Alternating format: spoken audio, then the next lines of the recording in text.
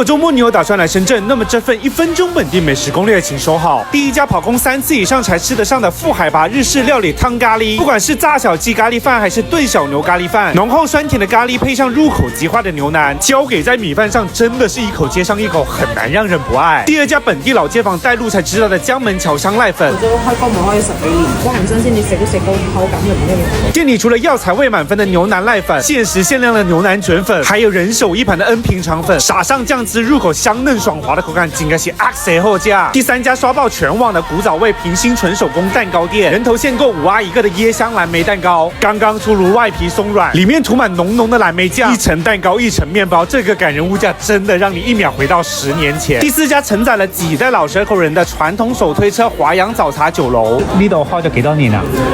36年啦。亮姐晶瑩剔透的蝦餃，超大顆的山竹牛肉丸，醬香味十足的排骨陳春粉，各種蒸籠點心都應有盡有。唔係講笑，想食好嘢就要嚟深圳。